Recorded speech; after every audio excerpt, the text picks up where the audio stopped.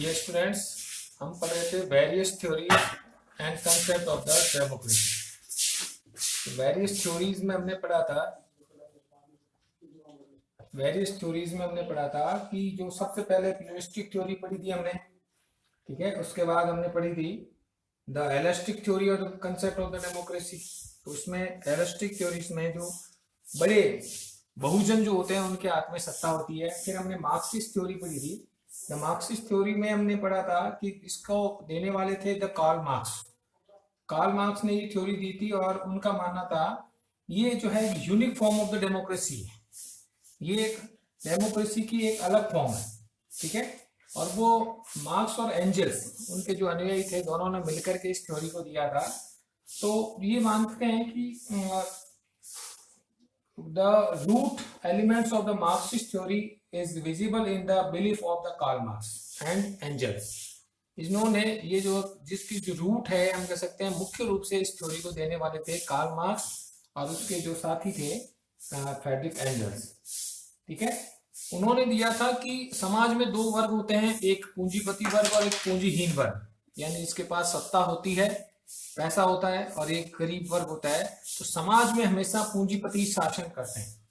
उसी के आधार पर उन्होंने कम्युनिस्ट थ्योरी दी थी। कम्युनिस्ट यानी मार्क्सवाद,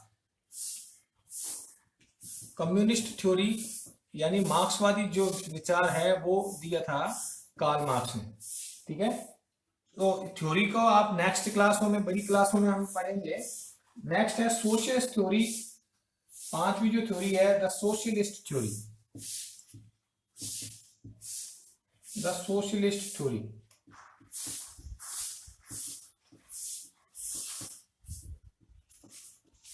समाजवादी सिद्धांत, ठीक है। डेमोक्रेसी से संबंधित समाजवादी जो सिद्धांत हैं, अगर हम देखें तो पुराने जमाने से लेकर के आज तक इस थ्योरी को समाज के हित में माना जाता है, ठीक है। The socialist theory of democracy is formed from the fusion of liberal theory and Marxist theory। ये दो थ्योरी का जो है हम कह सकते हैं योग है। एक तो लिबरल थ्योरी जो आपने सबसे पहले पढ़ी है, liberal theory plus Marxist theory, इन दोनों का जो सम्मिलित रूप जो है वो है सोशलिस्ट थ्योरी।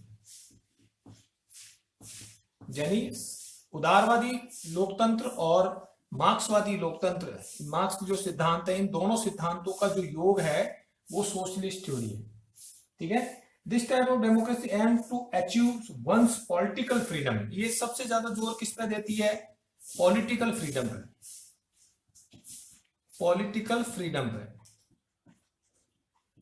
यानी ये सिद्धांत जो है सबसे ज्यादा किस पर जोर देता है? राजनीतिक स्वतंत्रता पर। किस पर जोर देता है? कि हर व्यक्ति को राजनीतिक स्वतंत्रता होनी चाहिए, पॉलिटिकल फ्रीडम होना चाहिए, ठीक है। और लिबरल डेमोक्रेसी, दूसरी जो चीज है वो फोर्स करती है लिबरल डेमोक्रेसी पर। लिबरल डेमोक्रेसी उदारवादी लोकतंत्र पर ये सिद्धांत जोर देती है। इसका मतलब दो चीजों पर, पॉलिटिकल फ्रीडम यानी राजनीतिक स्वतंत्रता और उदारवादी जो लोकतंत्र है, उन दोनों पर ये जोर देती है। और तीसरी जो चीज है वो मानती है इकोनॉमिक इक्वलिटी पर, इकोनॉमी इक्वलिटी।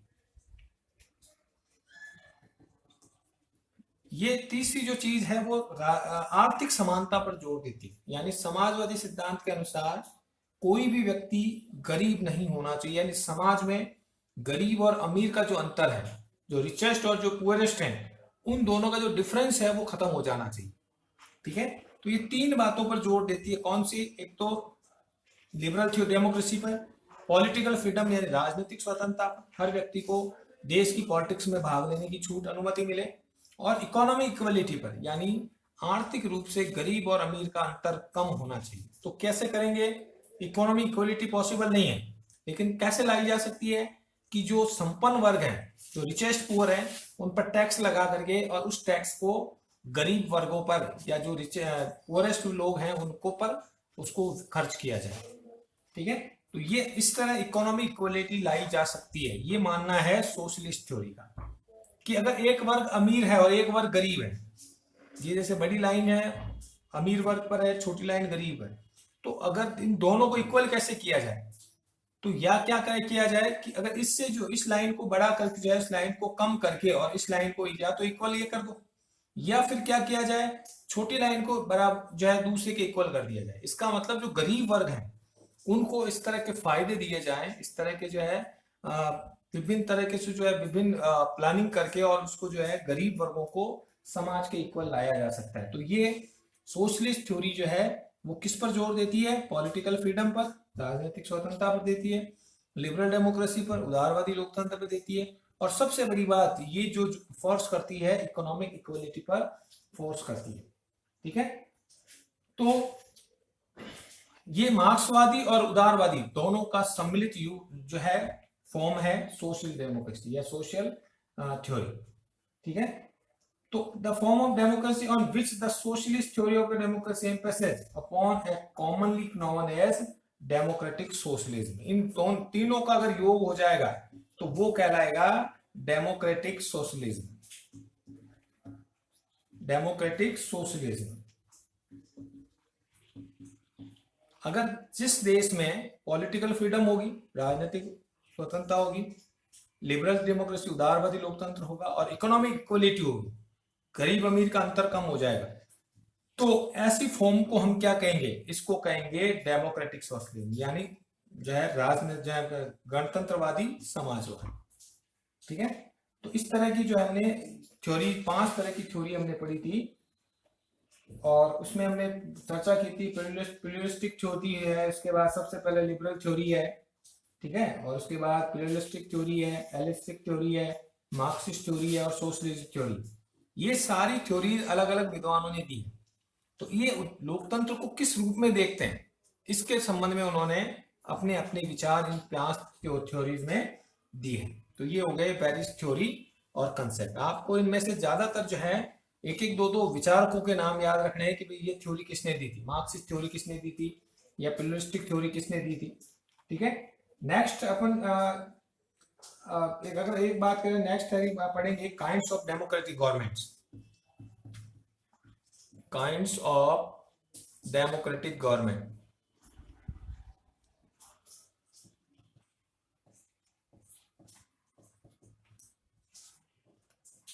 यानी लोकतांत्रिक सरकार के जो है प्रकार कौन कौन से प्रकार होते हैं। ठीक है, अगर हम जैसे हमने इसके बारे में शुरुआत में ही पढ़ा था कि जो डेमोक्रेसी है वो 2 टाइप की होती है।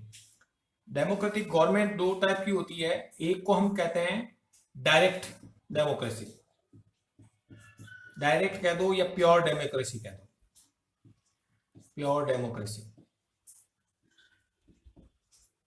और सो सेकंड टाइप जो डेमोक्रेसी होती है वो होती है इनडायरेक्ट डेमोक्रेसी, इनडायरेक्ट डेमोक्रेसी या रिप्रेजेंटेटिव डेमोक्रेसी। इसका दूसरा नाम रिप्रेजेंटेटिव डेमोक्रेसी भी है।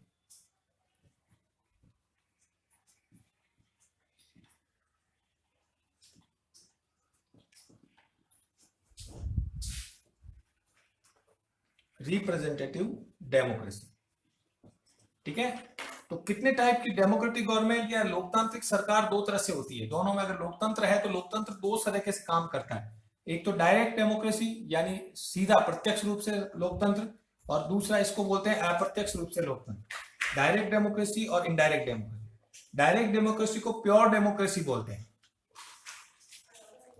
इसका रीजन क्या है, इसका रीजन है जैसे हमने इसके संबंध में पहले भी चर्चा कर ली थी कि इसमें सीधी पब्लिक जो है जोर देती है। तो सबसे पहले हम डायरेक्ट डेमोक्रेसी के बारे में पढ़ेंगे कि डायरेक्ट डेमोक्रेसी क्या है। ठीक है, तो what is the meaning of direct democracy. Direct democracy कह दो या प्योर डेमोक्रेसी कह दो।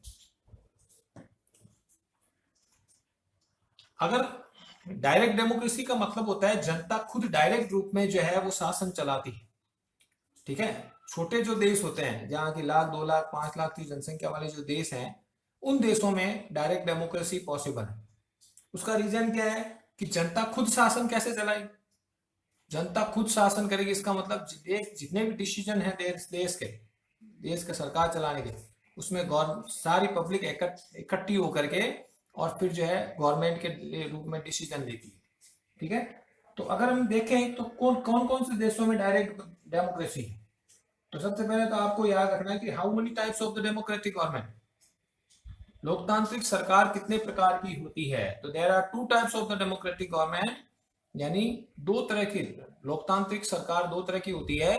फर्स्ट डायरेक्ट डेमोक्रेसी और second indirect democracy.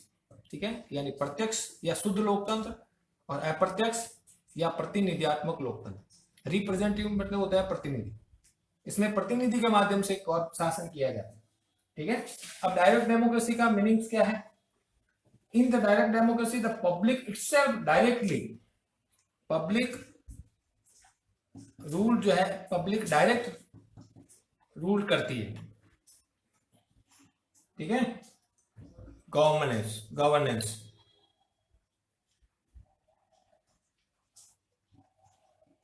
Public direct governance. ठीक है, यानी जनता के द्वारा खुद प्रत्यक्ष रूप से शासन किया जाता है। एक शब्द आपको याद रखना है कि in the direct democracy the public itself, public खुद, जनता खुद directly use the governance power, direct use the governance power, यानी जनता खुद जो है वो शासन की शक्तियों का प्रयोग करती है। Public direct governance power, public used कह सकते हो, या पब्लिक जो है यूज्ड डायरेक्ट गवर्नेंस पावर, यानी जनता जो है वो सीधे खुद शासन की शक्तियों का प्रयोग करती है। ठीक है, इसमें क्या करता है पब्लिक खुद जो है, पब्लिक मेकिंग लॉ, पब्लिक जो है वो खुद लॉ का निर्माण करती है, कानून बनाती है। ठीक है, अपॉइंट एडमिनिस्ट्रेशन,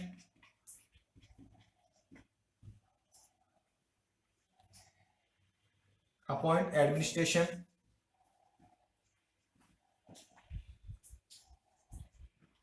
यानी खुद प्रतिनिधियों को चुनती है। ठीक है, कौन कौन किस पद पे कौन होगा इसको वो डायरेक्ट अपॉइंट करती है। ठीक है, एंड आल्सो रिमूव देम।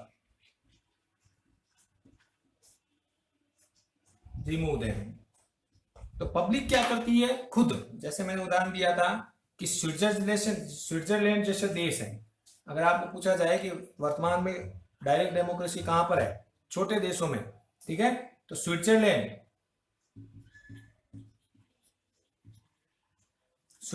जैसे देशों में डायरेक्ट डेमोक्रेसी, तो वहां पर क्या होता है 2-4 लाख की जनसंख्या होती है, तो कोई भी डिसीजन लेता है तो सारी पब्लिक एक जगह इकट्ठी हो जाती है और फिर वो क्या करती है खुद पब्लिक लॉ मेकिंग, खुद जो है कानून बनाती है, अपॉइंट एडमिनिस्ट्रेशन शासन का निर्माण खुद करती है, और रिमूव देम, यानी जितने भी एडमिनिस्ट्रेशन है जो प्रशासनिक अधिकारी उन्होंने चुने हैं उनको खुद ही हटाती है, यानी खुद ही कानून बनाती है, खुद ही शासन करती है और खुद ही उनको हटाती है पब्लिक के द्वारा।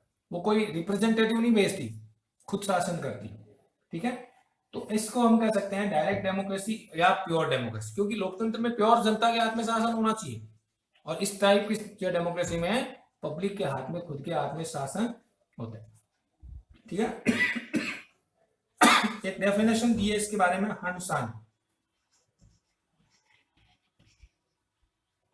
हर्नसा नामक एक विद्वान हुए जिन्होंने डायरेक्ट डेमोक्रेसी का इसके बारे में डेफिनेशन दी है कि इन actual meaning democratic government is such government in which the entire public directly और इनडायरेक्टली विथ और विदाउट रिप्रेजेंटेटिव।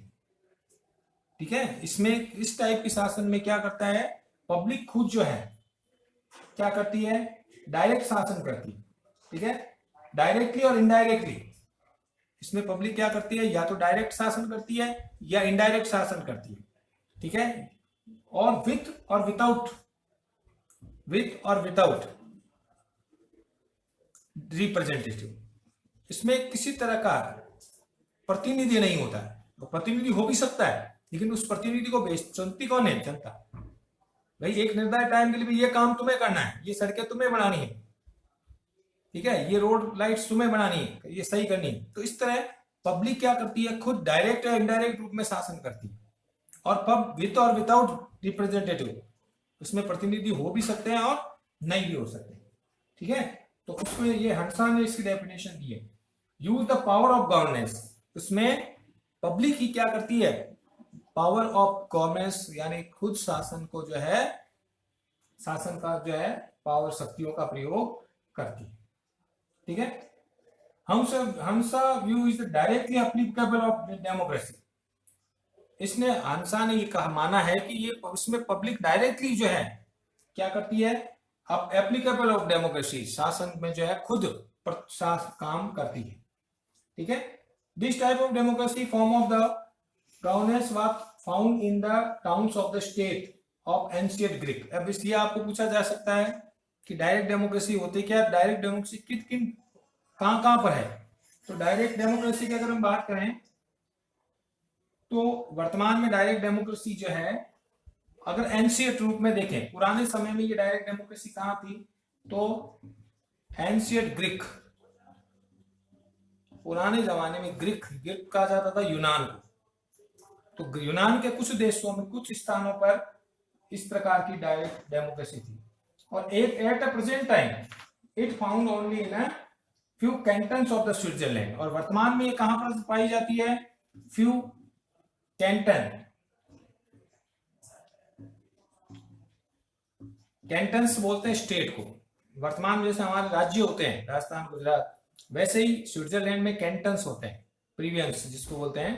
तो वर्तमान में कुछ कैंटन, स्विट्जरलैंड के पूरे देश सब जगह नहीं है, स्विट्जरलैंड के फ्यू कैंटन्स में, कुछ राज्यों में आज भी इस प्रकार की डेमोक्रेसी है। ठीक है, तो अगर आपको पूछा जाए दो एग्जांपल दीजिए जहां पर डायरेक्ट या प्योर डेमोक्रेसी है वर्तमान में, तो एंशिएंट रूप में ग्रीक, प्राचीन समय में जो यूनान में तो होता था, ग्रीक होता है यूनान, तो यूनान में ये जो है डायरेक्ट डेमोक्रेसी होती थी। यूनान में स्पार्टा और एथेंस दो नगर थे। ठीक है, तो वहां पर ये इस टाइप की डेमोक्रेसी होती थी। प्लेटो, अरस्तु, ये सब ग्रीक फिलोसफर है, तो वहां पर इस प्रकार की डेमोक्रेसी होती थी। और प्रेजेंट टाइम में पूछे तो प्रेजेंट टाइम में इस प्रकार की डेमोक्रेसी कहां पर पाई जाती है, तो few cantons of the Switzerland.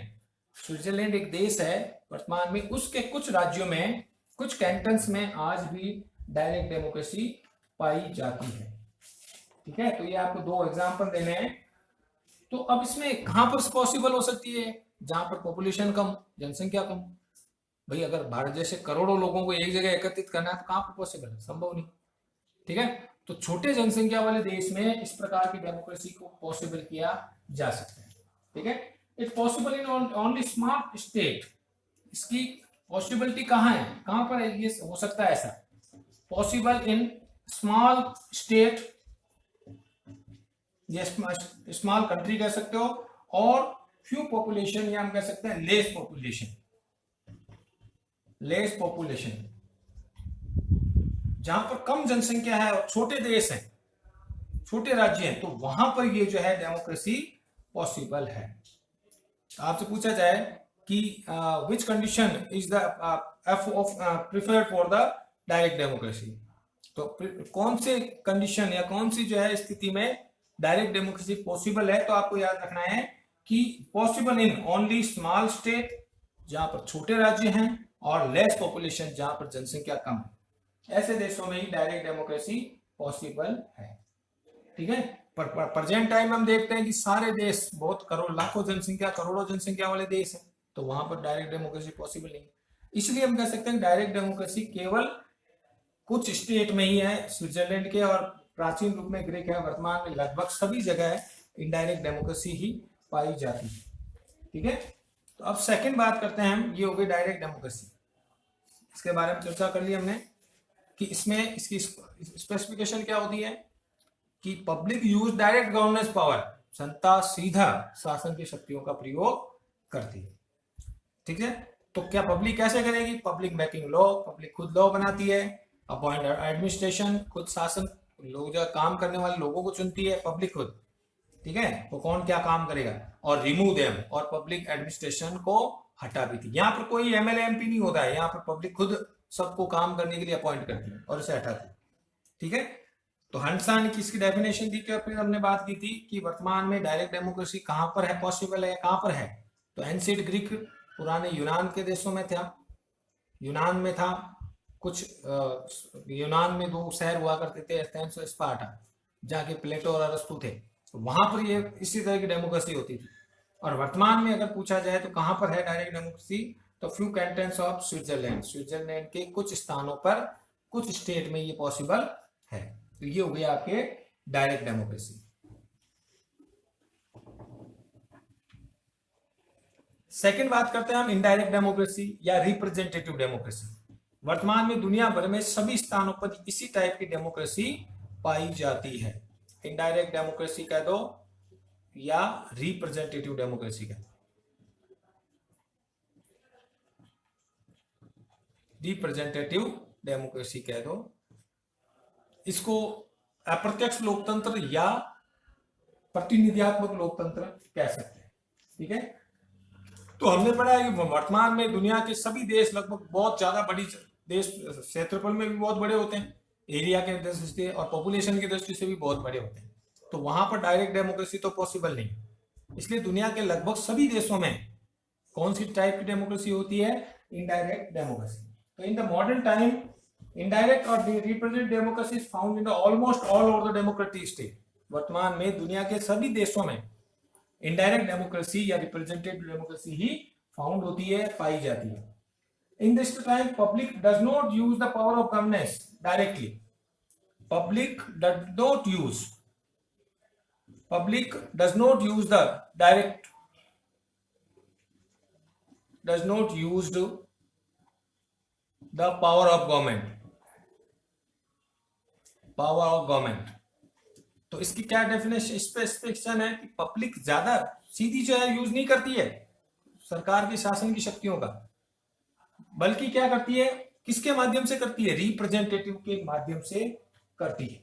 ठीक है, बट इनसे it use the power of through it's elected representative. तो यूज कैसे करती है वो, थ्रू इलेक्टिव रिप्रेजेंटेटिव। तो डायरेक्ट यूज नहीं करती है, बल्कि क्या करती है, यूज थ्रू इलेक्टिव रिप्रेजेंटेटिव, अपने द्वारा चुने हुए लोगों के माध्यम से वो जो है शक्तियों का प्रयोग करती है। तो हमने पढ़ता है कि गांव का सरपंच हम खुद बनाते हैं और वो 5 साल तक शासन करता है। ठीक है, तो पब्लिक उसको भेजती है प्रतिनिधि के रूप में, तुम इस गांव को संभालोगे। एमएलए भेजती है कि इस लेजिस्लेटिव एरिया को संभालोगे। एमपी भेजती है तो एक 5 साल के लिए ये आपका ये जो है असेंबली, आप उसको आप एज ए इसके लेजिस्लेटिव असेंबली के मेंबर हो।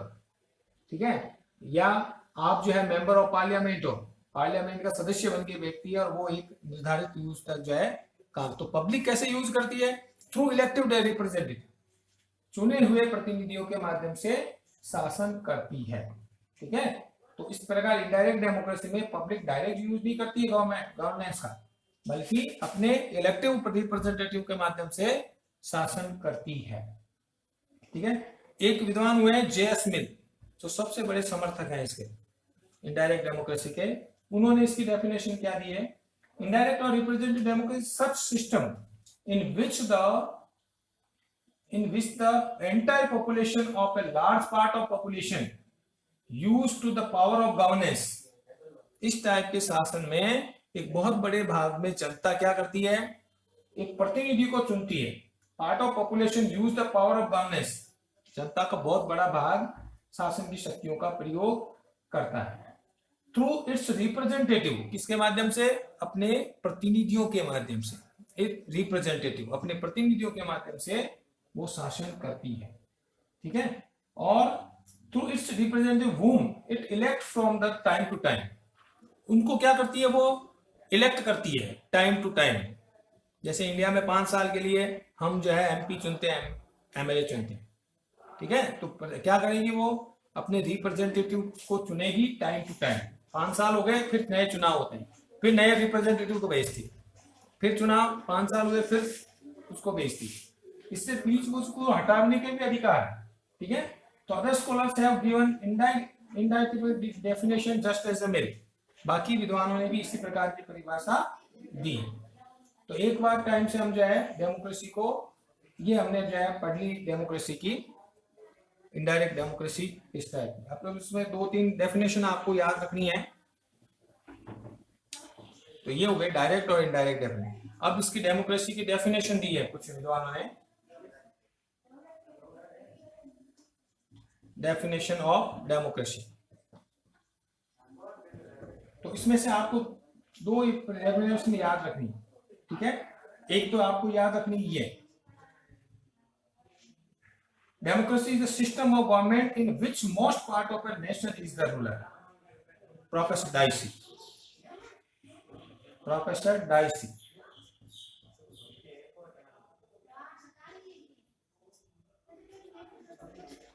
प्रोफेसर डाइसी ने डेफिनेशन दी है कि democracy is the system of government, democracy is the system of government, system of government in which most part of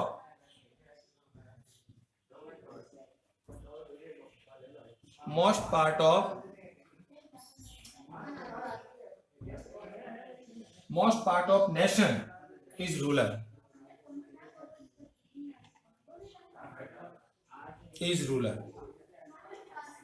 democracy एक ऐसा व्यवस्था है जिसमें government in which most part of nation, राष्ट्र का बहुत बड़ा भाग क्या करता है, शासक होता है। राष्ट्र का बहुत बड़ा भाग कैसे, चुनाव के माध्यम से। अब गांव में सरपंच कौन बनेगा, जिसको मोस्ट पार्ट ऑफ, यानी जिसको ज्यादा वोट मिलेंगे, इसका मतलब जो ज्यादा लोग चाहेंगे वही सरपंच बनेगा, ठीक है। तो विच most part of the nation is ruler, शासन का बहुत बड़ा भाग शासक, जनता का बहुत बड़ा भाग शासन होता है। एक ये डेफिनेशन याद रखनी है। दूसरी डेफिनेशन आपको याद रखनी है अब्राहम लिंकन की परिभाषा, सबसे इंपॉर्टेंट डेफिनेशन है अब्राहम लिंकन की, जो मैंने पहले लिखा दिया आपको। Democracy is the rule, democracy is the rule,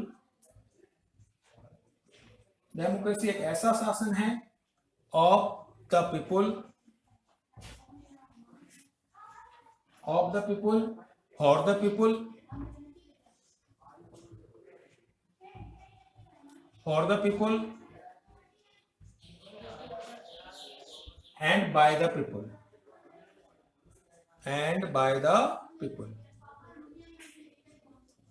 ये सेकेंड डेफिनेशन आपको इंपॉर्टेंट है, इसको याद रखना है। बाकी नहीं हो तो भी ये डेफिनेशन जरूर याद रखनी कि डेमोक्रेसी, लोकतंत्र एक ऐसा शासन है, रूल ऑफ द पीपुल, जनता का एक ऐसा शासन है कि ऑफ द पीपुल, जनता का, फॉर द पीपुल, जनता के लिए, एंड बाय द पीपुल, जनता द्वारा। ये चीज रूल ऑफ, ठीक है। 3 चीजें याद रखनी है, ऑफ द पीपुल यानी जनता का, फॉर द पीपुल जनता के लिए, और बाय द पीपुल जनता के द्वारा शासन किया जाता है। ये सबसे इंपॉर्टेंट डेफिनेशन है, इसको आपको याद रखना है। तो आपको स्पेशली 2 डेफिनेशन याद रखनी है, प्रोफेसर डाइसी की, और सेकंड जो डेफिनेशन है वो किसकी है, अब्राहम लिंकन। तो ये हो गया आपका डेमोक्रेसी का जो है मीनिंग। डेमोक्रेसी क्या होती है, kinds of democracy, democratic government किस तरह की होती है, तो 2 टाइप की होती है, डायरेक्ट डेमोक्रेसी और इनडायरेक्ट डेमोक्रेसी। डायरेक्ट डेमोक्रेसी छोटे देशों में पॉसिबल है, जनसंख्या कम है वहां पर पॉसिबल है। इसमें जनता खुद क्या करती है, इकट्ठी होकर के, और जो है खुद अपॉइंट करती है कार्य करने वालों को और उनको हटाती है। इनडायरेक्ट डेमोक्रेसी में बड़े देशों में इनडायरेक्ट डेमोक्रेसी है, दुनिया के सभी देशों में लगभग इनडायरेक्ट डेमोक्रेसी है, केवल स्विट्जरलैंड के कुछ कैंटनों को छोड़ के। और प्राचीन समय में ग्रीक में जो है इस प्रकार की होती थी डायरेक्ट डेमोक्रेसी। बाकी सारे दुनिया के सभी देशों में रिप्रेजेंटेटिव डेमोक्रेसी है, ठीक है। उसमें पब्लिक क्या करती है, अपने रिप्रेजेंट को इलेक्ट करती है, अपने प्रतिनिधि को भेजती है, और वो प्रतिनिधि शासन करता है, ठीक है। तो 2 टाइप की डेमोक्रेसी हो गई। अब फिर बात हमने की थी कि डेफिनेशन क्या है डेमोक्रेसी की, तो हमने 2 डेफिनेशन डेमोक्रेसी की पढ़ी थी प्रोफेसर डाइसी की। तो क्या दिए डाइसी ने, democracy is the system of government, लोकतंत्र एक ऐसा शासन है in which most part of the nation is ruler, जिस जनता का बहुत बड़ा भाग शासक होता है, ठीक है। क्योंकि जो जिसको ज्यादा वोट मिलेंगे वही शासन करेगा। ठीक है। सेकंड, अब्राहम लिंकन ने जो है इंपॉर्टेंट डेफिनेशन दी है, जो अब्राहम लिंकन अमेरिका के प्रेसिडेंट भी रहे हैं, उन्होंने ये दी है कि democracy is the rule. Democracy एक ऐसा शासन है जिसमें ऑफ द पीपुल, जनता का, फॉर द पीपुल, जनता के लिए, एंड बाय द पीपुल, जनता के द्वारा शासन किया जाता है। तो ये हो गई आपके डेमोक्रेसी की डेफिनेशन। अब नेक्स्ट हम पढ़ेंगे, जो है अगला टॉपिक पढ़ेंगे, main characteristic of democracy. Democracy की मुख्य विशेषताएं क्या होती है। आज के लिए इतना ही, धन्यवाद।